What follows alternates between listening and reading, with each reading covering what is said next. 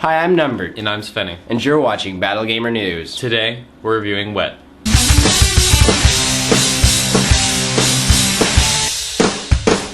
The story of this game is drawing on the B-movie genre, with all of the normal over-the-top action and story you'd expect. They really try to make it seem like a drive-in theater by making the film jump and seem old-fashioned, and even adding some cheesy little advertisements for loading screens. They were going for the bad acting and the story of B-movies.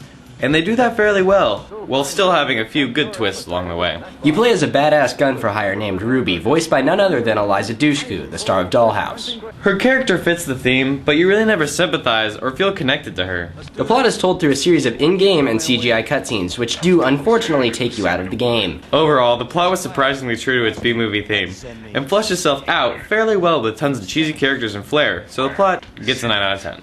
The graphics of Wet are very stylized and very, very bad.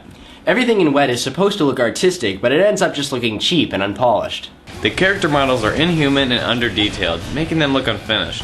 The voice acting is actually fairly good, but it never matches up with the mouths in the cutscenes. The AI is decent, but most of the enemies will just run straight at you and shoot, never taking any sort of cover. I encountered more than a few no-clipping errors when rolling around, and even once fell through the floor. On the complete other hand, most of the environments do look really good. Especially later in the game on the platforming levels, they do some really cool things with the environment, and it just gives you a sense of variety. Wet does have some cool environments, but the character models and other things are so bad that the graphics get a 6 out of 10. The gameplay of Wet is a linear combination of acrobatic platforming and arcade-style shooting. The combat is centered around using acrobatic moves, which will bring you into a slow motion mode where you can shoot enemies or slice them with your sword. When in slow motion, one gun will automatically lock onto one enemy, and your free gun to aim at the other, so you can take out 2 enemies at a time if you do it properly. You start out with 2 pistols and a sword, but later you can get dual shotguns and dual submachine guns, or even an explosive crossbow. All of the weapons can be upgraded based on points you get for cool kills, and combos. Platforming is also a major part of the game, and for the most part it works pretty well, but there are a few frustrating parts. Aside from the platforming you have to do in the levels,